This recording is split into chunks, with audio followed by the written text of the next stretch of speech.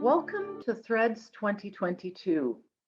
Today we have Simon Anholt joining us from Norfolk in the UK. Welcome, Simon, and we're delighted that you've made the time to contribute to Threads 2022. Thanks, Anita. I'm looking forward to it. Very nice to have you. So may I just briefly introduce you, Simon? Please. Okay. Simon Anholt has advised the heads of state and heads of government of over 60 nations to help them improve their economic, political, and cultural engagements with the international community. In 2014, he launched the Good Country Index, measuring the impact of 163 countries on the rest of humanity and the planet. His TED Talk launching the first edition of the GCI, or Good Country Index, is the all-time most viewed TED Talk on the topic of government, with over 12 million views. I also understand you run a podcast with another colleague. So welcome, Simon, and please give us a little bit of an introduction about your work, the world, and perhaps a hopeful future. Thank you so much, Anita. It's a real pleasure to be talking to you. Well, I'm a very lucky person because I do a job that I love, and it's a job which stimulates me every day. It took me a little while to get myself to the stage where world leaders, presidents and prime ministers, and occasionally kings and queens would invite me to give them advice. But that's what I now do. And people use the word privilege very loosely these days, but it really is a privilege to be able to be in a room with the people who are running a country and therefore have the lives and livelihoods of potentially millions of people depending on their decisions. And I get to help them make those decisions. So it's an awe-inspiring responsibility as well as being intellectually fascinating. And the things that we talk about are, well, you can imagine how interesting they are. What does the leader of a country think about when she or he is drifting off to sleep at night? What are the things they worry about? What are they concerned with? Mostly what the conversations are about is how, as you said in your very kind introduction, how they can engage more productively with the rest of the international community. And that's so important because in my view, what's really wrong with the world today is that we're not doing a very good job of tackling some of the big issues that we hear about so constantly. We know the big issues. We could all write them down in 15 seconds. It's climate change, of course. It's the pandemic, of course. It's conflict around the world, of course, popping up left, right, and center. It's intolerance. It's racism. It's sexism. It's poverty, hunger, illnesses, in addition to the pandemic. Let's not forget that whilst there's a pandemic raging, there are people dying of 1,000 other diseases, inequality, terrorism, and so it goes on. And millions upon millions upon millions of people moving constantly, a constant flow of migration, creating opportunities and tensions everywhere they go. So this is a busy world. And yeah, certainly. Yeah. I think we're really lucky to be alive at this moment in history because there's something so stimulating about that. I mean, I don't mean to make light of all the suffering that's caused, but the reality of the matter is that if you want to do something to help, you're spoilt for choice. There are so many obvious ways in which we can all help today. And I just feel very lucky that I've got the job I have because I get to help at this really, really interesting level. So what's wrong with the world? Well, we've got all of these challenges. The trouble is that they're very big challenges. They're sometimes called the grand challenges. And the fact about the grand challenges is that they're all much too big and much too complicated and much too problematic in so many ways for any country to be able to fix them on its own. So the United States can't fix climate change. Climate change is bigger than the USA. The European Union can't fix migration because migration is bigger than the European Union. China can't fix the pandemic because the pandemic is bigger than China. And so it goes on. We know the solutions to all of those problems. It's not like it's a mystery. It's not like that the world's scientists and politicians are thinking that, sitting there with their heads in their hands, saying, how do we fix climate change? We know how to fix climate change. We have to reduce CO2 emissions. We know how to fix poverty. We know how to fix inequality, injustice, terrorism, violence, conflict, and all the rest of it. The reason that we don't pursue those solutions is because countries don't collaborate enough. And therefore, we never bring enough power together to be able to finish off these problems at all quickly, if ever. And why don't we collaborate enough? Because the culture of government, the way that countries are run, is so old-fashioned. It's basically still the same way that countries were being run back in the 17th century, if not before. Mm-hmm. So every leader of every country, without necessarily being a bad man or a bad woman, they all believe that their job is to do the best for their own people and the best for their own little slice of territory and let the rest go hang. And if they're doing a really good job for their own people and somehow as a consequence of that, they accidentally harm other people in another country, too bad. Actually, it seems like it's pretty good because it shows how tough and uncompromising they are in assisting their own people. And this is not just bad and wrong, this is suicidal. Yeah. Humanity cannot survive unless we change the culture of governance worldwide from fundamentally competitive, America first, Canada first, Britain first, Germany first. We're all doing it. There was nothing so particularly unusual or surprising about Donald Trump saying America first. I mean, this is what all leaders have to do. Of course, they put their own people first, but it doesn't mean that everybody else should come last. And that's the tragedy of that particular approach. So to cut a long story short, what I spend my life trying to do is to encourage governments to understand that actually it is possible to do the right thing for your own people whilst doing the right thing for other people's people, to do the right thing for your own territory and for every part of the planet and the atmosphere above it and the ground beneath your feet, without that meaning that you're doing the wrong thing for your own country as its leader. In fact, and this is what I've been able to discover as a policy advisor to these governments over 20 or more years, is that the more you mix things up and the more international your perspective and the more you think about what's going on in other parts of the world, the better, the more imaginative, the more courageous your policies become. So it's not a compromise. And it's certainly not self-sacrifice. I'm not saying to any country, you need to sacrifice the interests of your own people for the interests of another country's people. They'd never do it. And anyway, I'm not even sure it would be the right thing to do. What they have to do is they have to learn how to harmonize their domestic and their international responsibilities. And that, I believe, is the key to a long future for humanity. Well, my goodness, Simon, that's a lot that you've taken on, and health to your hands for attempting to enlighten and advise the leaders around the world. So, in the words of collaboration and harmony, I think that's what we all want. And actually, I went to meet some students, and I sat down with 5 of them from high schools. They're of diverse backgrounds, and then I asked them some questions. So may I introduce you to them first? I'd be honored. Okay. My name's Anila. I'm 13. I'm in grade 8, and I've lived in Canada my whole life, but my parents are from Afghanistan. Hi, my name's Ehan. I'm in grade 12. I live in Saskatoon, but originally I'm from Pakistan. My name is Evvalette, or Eva. I go to grade 8. I'm an Algonquin European. Hi, my name is Jigisha Jain, and I am in grade 8. I moved from India 5 months ago to Canada, so I'm pretty new here. My name is Tekenade Joshua Agbai. I go to Holy Cross. I'm in grade 10. I moved here to Canada from Nigeria about 2 years ago.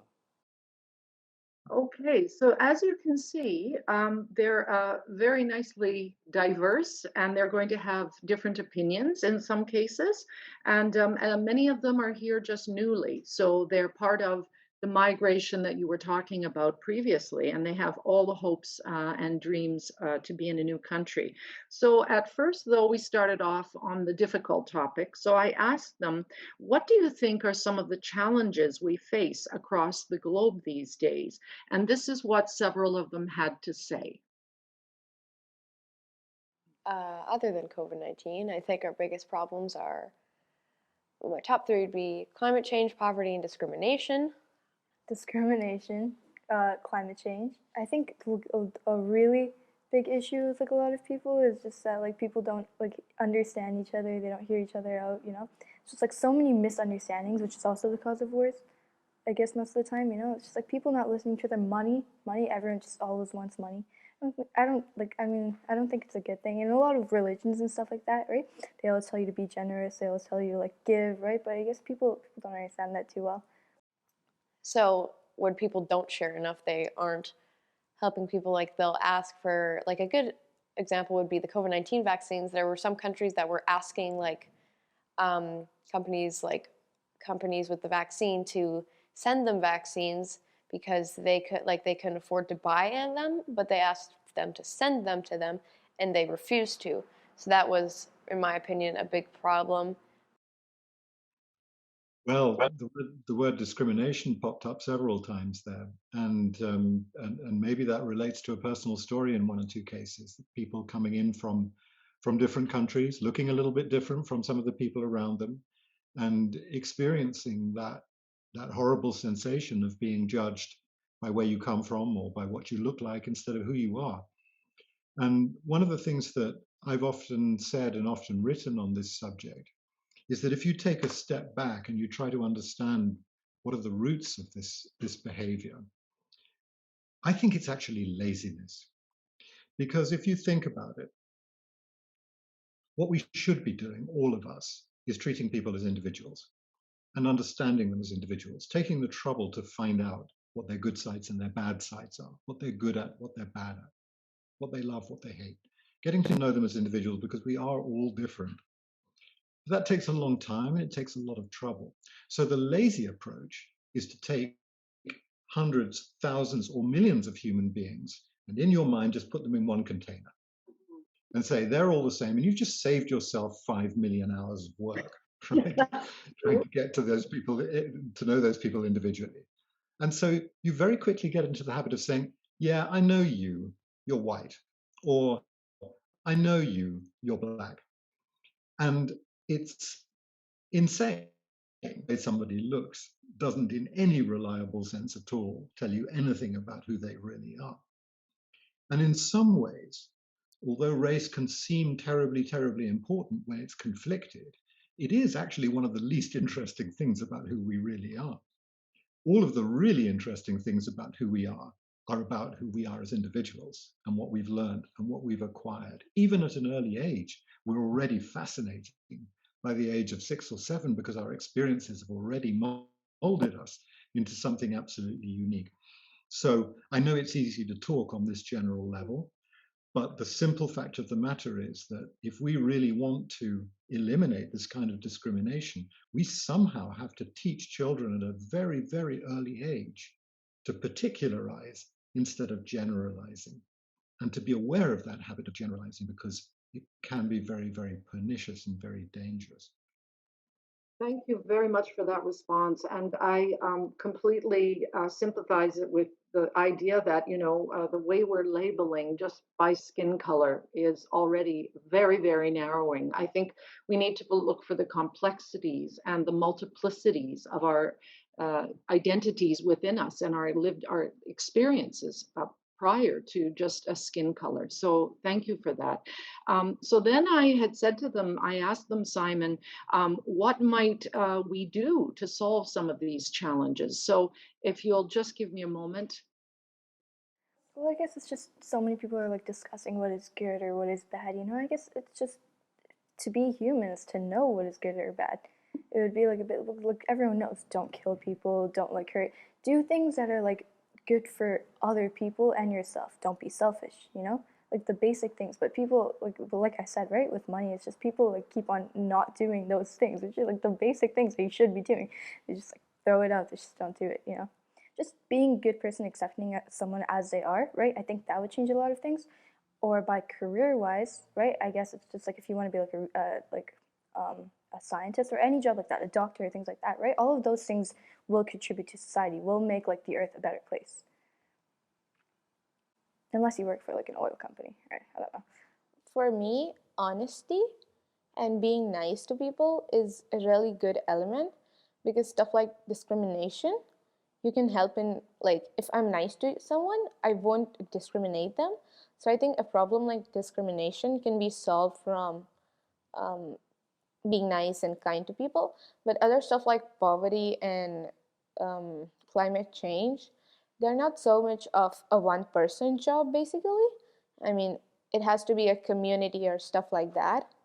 Yeah, if we can share our resources and help someone that's not in a good state, and if someone who has a lot can give to someone who has less, then it would help a lot of people could cooperate with things. If we shared more in the world, yeah, it would help. In today's world, the rich is getting rich and the poor is getting more poor.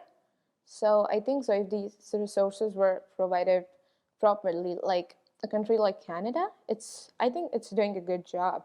But a country where I come from, where there's a lot of corruption and the rich people get it all, a country like that, the underdeveloping countries are the countries that are yet to develop.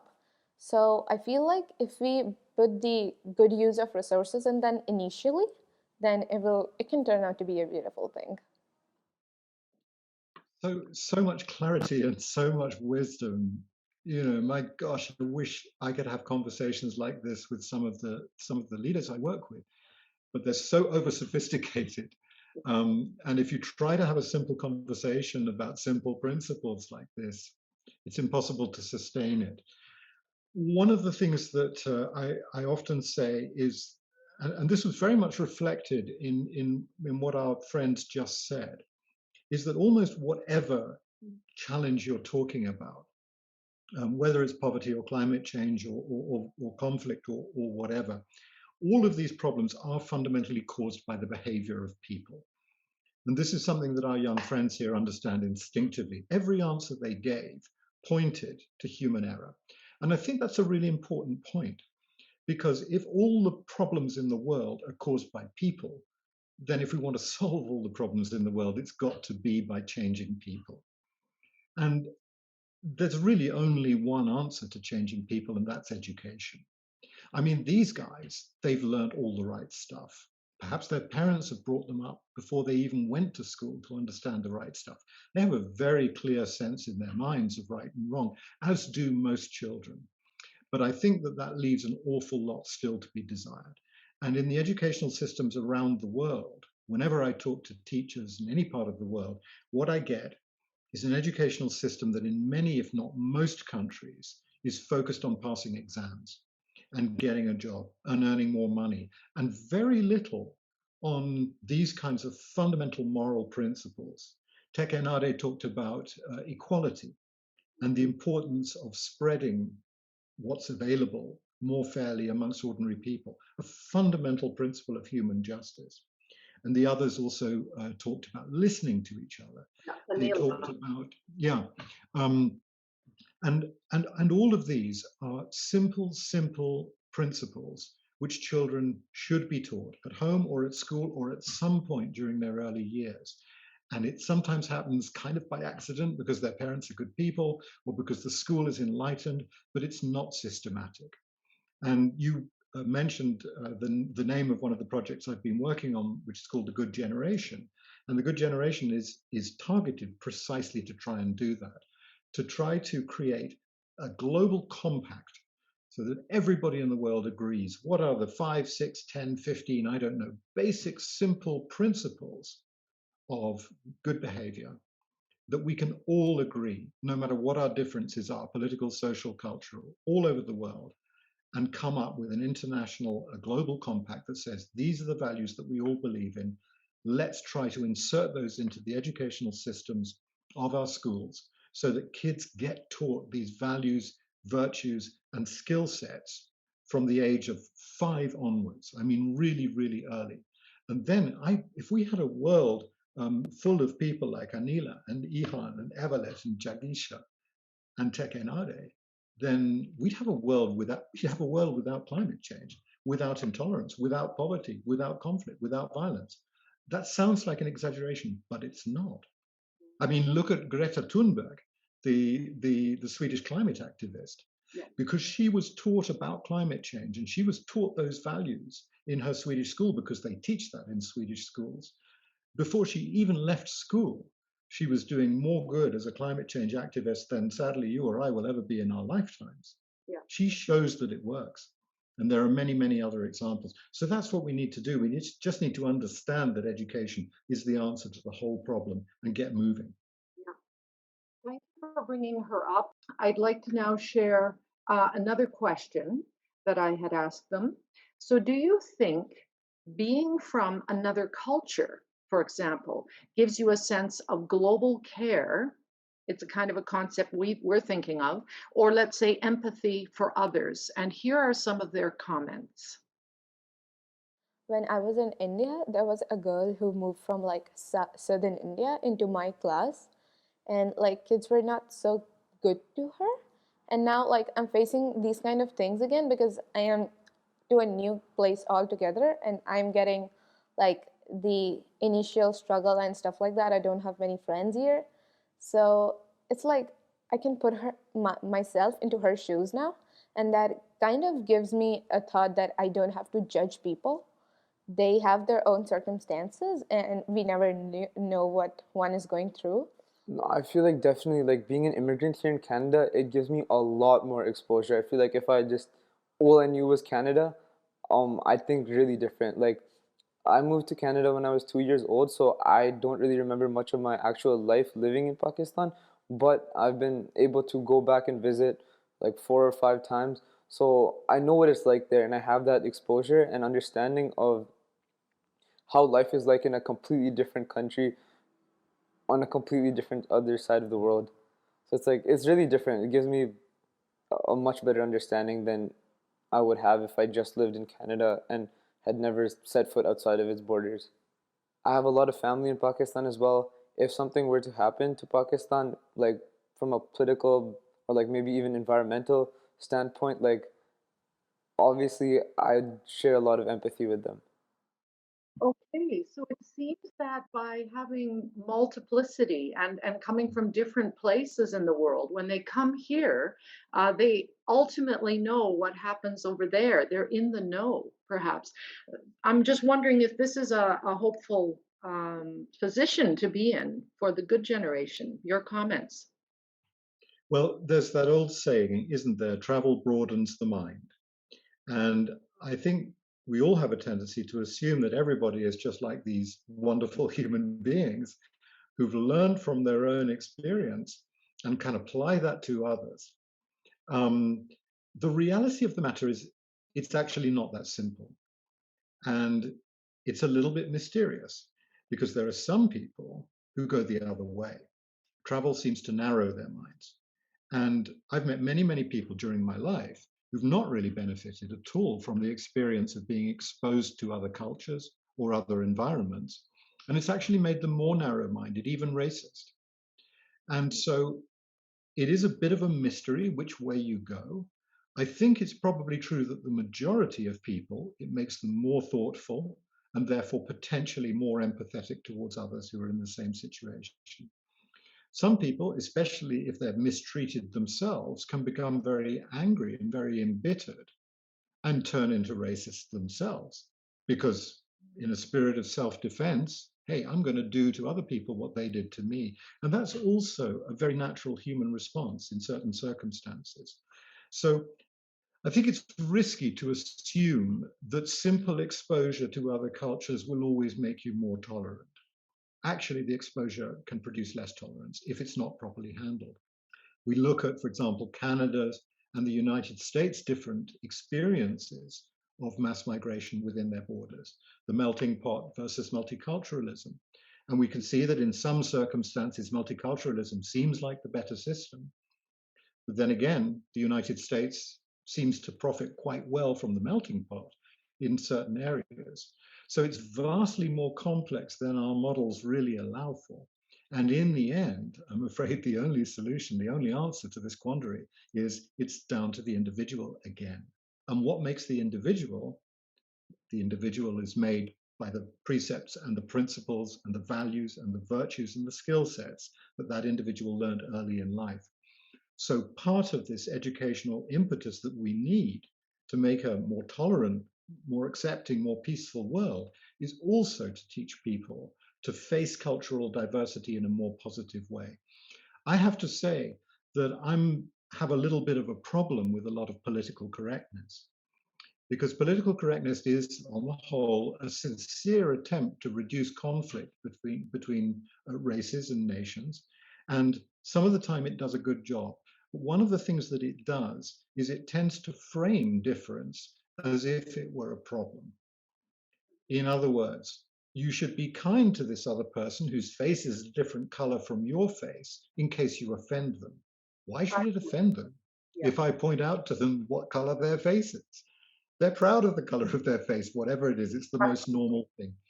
So sometimes I think we get a little bit confused between ordinary tolerance of racial or cultural or national or linguistic differences and disability.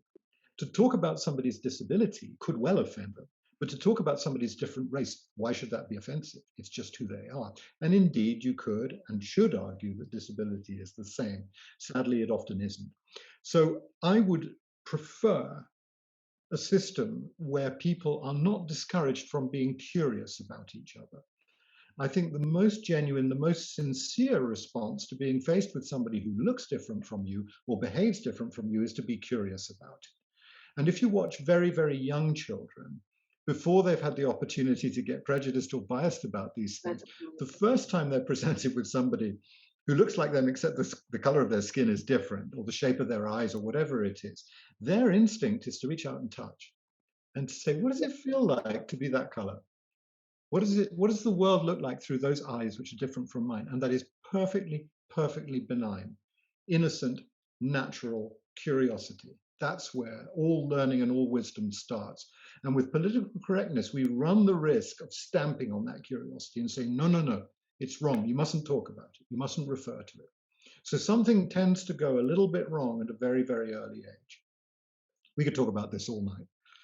The curiosity, that's a wonderful, wonderful word you've used. And yes, young children are very, very curious. All those questions they ask, right? And I've listened to talks, for example, from Elif Shafak from Turkey, who talks often about how, by the time students get to high school, they've lost a lot of that curiosity that children have. So we really have to foster that.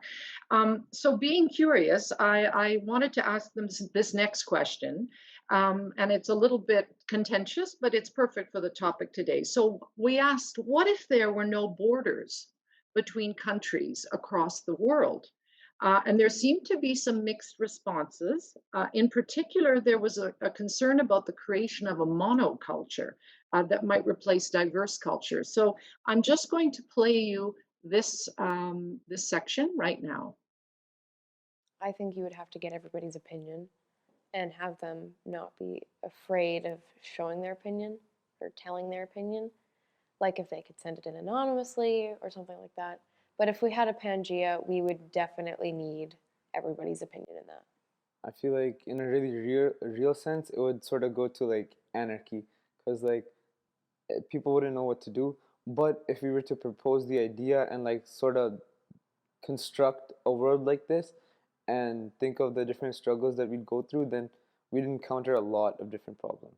I think there would be like a lot of conflicts, because I think there would be like one, suppose we can say UN governing the whole world, and we just have one idea basically that is like all over the world, and we don't have different mindsets, different laws. So that might like make conflicts bigger, because we just have one idea and we don't have anywhere else to go other than the UN. There's a word for it that I forgot. Efficiency.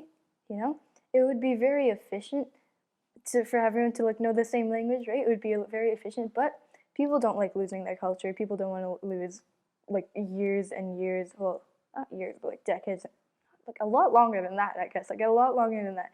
They won't lose all of that. They don't want to lose all of that culture, which is embedded in language, right? Language is so important to people's cultures. So it would be very efficient to have everyone speak English or like speak another language, right? But it would lose all of that culture, which isn't good. It's okay for people to learn English, but they also need to keep their native language as well. It's like if humans grew gills, and I'm not going to go into the big depth of how humans can't have gills because science, but if humans had gills and we could breathe underwater, we still need our lungs so we can breathe the air above land. So you have your lungs and you gained new gills. I don't think the global world is a good thing. Not only are we losing the different cultures between everyone, we're also being the same people. Good thing about people is that everyone's different, no one's the same. So if we're all, and think about all the countries, you go to a different country because you want something new, something fresh. But if everything's the same, there's no new or fresh thing. It's just the same thing over and over again. Okay, so some concerns about, singularity, concerns about losing multiplicity, language, culture, in the global concept. So what is your take? It's interesting how pretty much everybody there assumes that removing borders is going to result in there being a monoculture.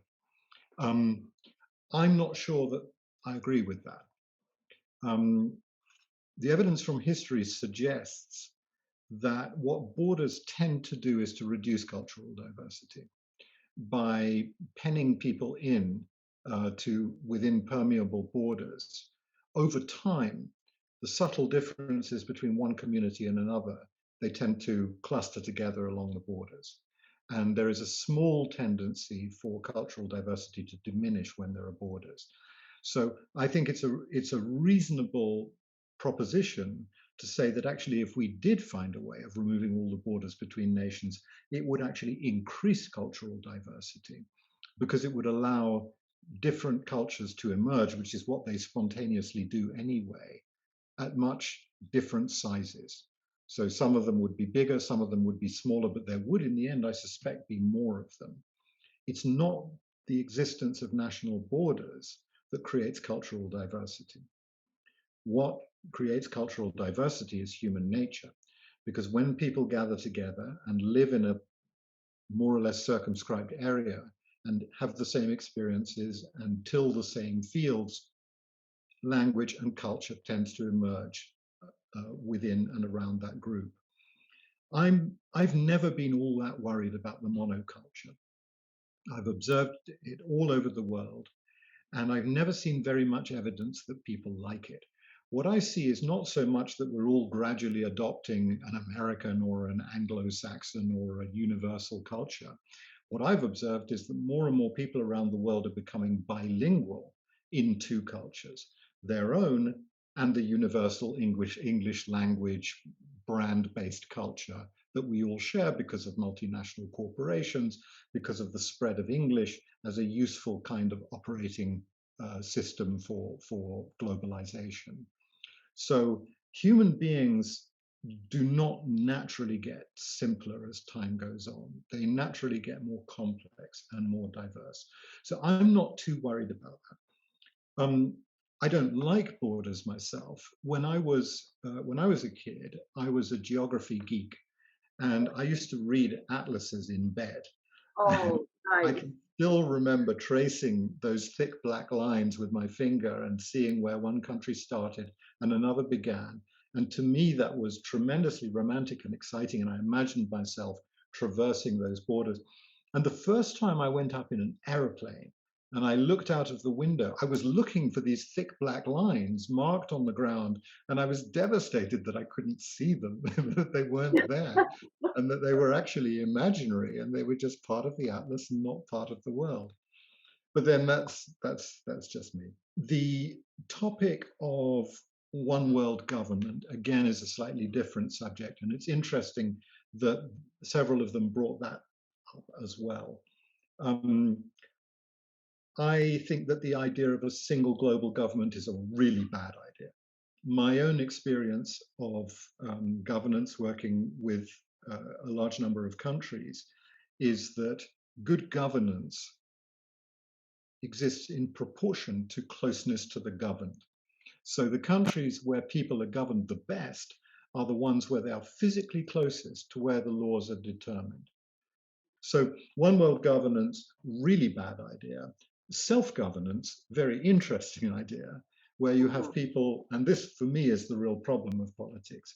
It's not even the question of how far away the government is or how interested or not interested it is in the individual citizens. It's the fact that citizens seem to take less and less interest in the way that their community is actually governed.